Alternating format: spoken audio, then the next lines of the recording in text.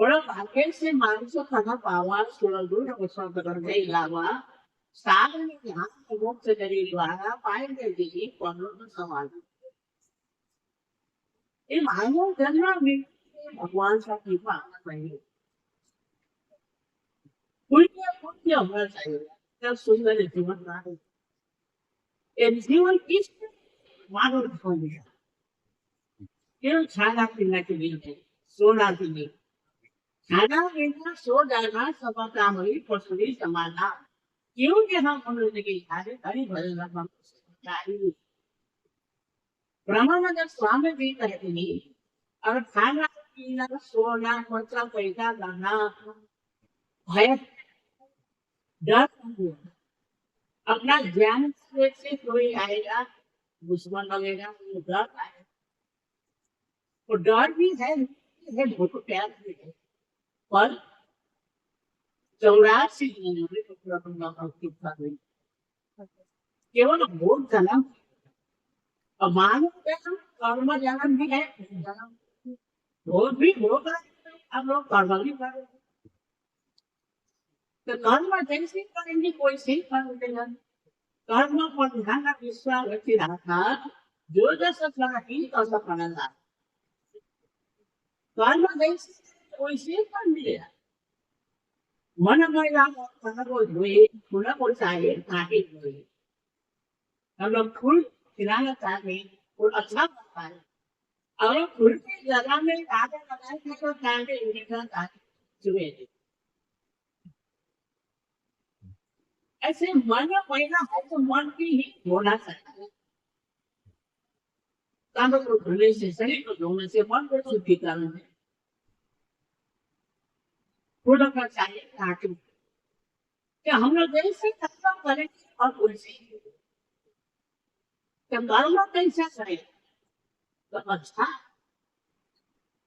प्रभु का नाम का चिंतन करो और गुरु का सेवा और ये भैया ने बदल दिलाया वो बिना ज्ञान है बिना ज्ञान प्राप्ति हो नहीं पाएगा जब गुरु का शरण करो सेवा करो भगवान प्रणाम करो जैसे भगवान के संगे अर्जुन को कहा दे अर्जुन कुछ समय के दर्शन में था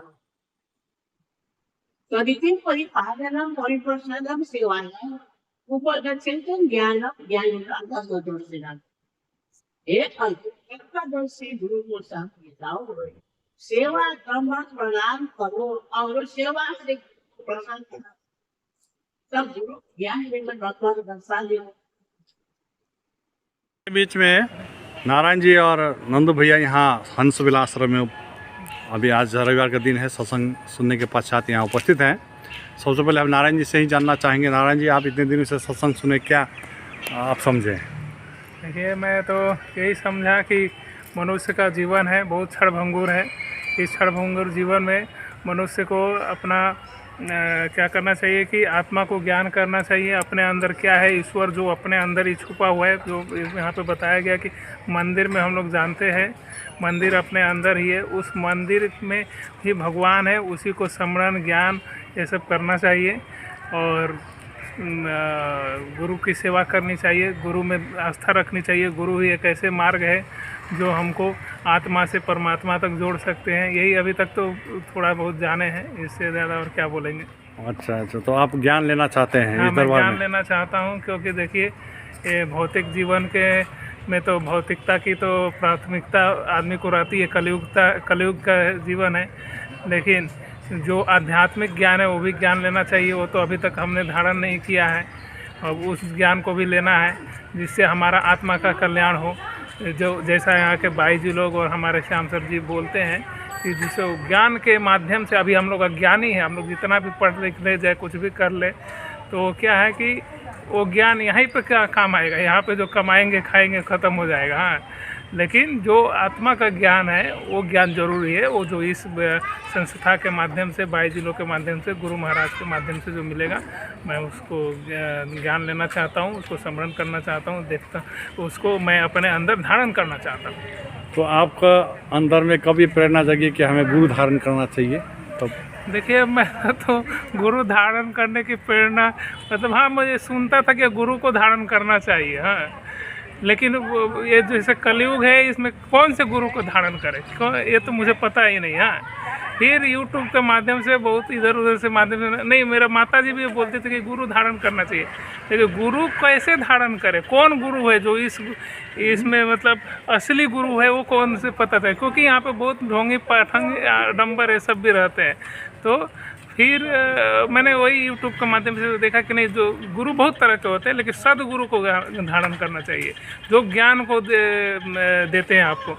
तो फिर मेरे श्याम सर भी 1-1.5 साल से मुझे बोल रहे थे कि गुरु धारण कीजिए या ज्ञान की इच्छा कीजिए। हाँ बोले अपने में हम मस्त है। हाँ, तो फिर बाद में पता चला कि मस्त हो ठीक है, लेकिन एक माध्यम से जाओगे तो रास्ता मिलेगा, है ना। इधर उधर भटकोगे तो भटकते ही मनुष्य जीवन है, आज है कल नहीं है, क्या बता अभी रिकॉर्ड कर रहे हैं 1 घंटा के बाद क्या होगा, है ना। तो इसके लिए उस जीवन को सार्थक बनाने के लिए गुरु को धारण करना चाहिए। और असली गुरु कौन है, श्याम सर बोले कि नहीं यही असली गुरु है, तुम आ करके एक बार धारण करके कर।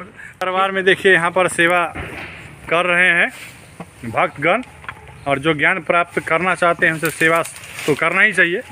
और हमारे नारायण जी सेवा कर रहे हैं गुरुद्वारा, देखिए हैं तो डॉक्टरेट, लेकिन यहाँ गोबर उठा रहे थे। ये इतनी खासियत है गुरुद्वार की, मिटा दे अपनी हस्ती को, अगर मर्तबा चाहे दाना खाक में मिलकर गुलजार होता है। तो जब अपने अहंकार अहम को जब दरबार में लोग मिटाते हैं, तभी उनके अंदर जो गुरु माँ जी का दिया हुआ जो ज्ञान है वो फलीभूत होता है। यही दरबार की खासियत है, यही दरबार की महानता है। तो ये हंसविलास आश्रम में लोग यहाँ बड़े बड़े डॉक्टर इंजीनियर राजा महाराजा भी आते हैं सेवा करने के लिए, चाहे वो अपने भौतिक जीवन में कितना भी प्राप्त पद में क्यों ना हो, किंतु अपने सभी अहंकार को मिटा करके यहाँ पे आते हैं, साधारण भक्त की तरह सेवा करते हैं, तभी जा कर के गुरु माँ जी का आशीर्वाद प्राप्त होता है और आध्यात्मिक मार्ग में आगे बढ़ते हैं। तो ये नंदू भैया भी सेवा कर रहे हैं, यहाँ कृष्णा छत्री जो कि उनको भी ज्ञान लेना है वो भी सेवा कर रहे हैं, और नारायण जी तो सेवा में लगे ही हैं। लक्ष्मण भैया तो यहाँ के सेवक है, सबको जानते ही होंगे।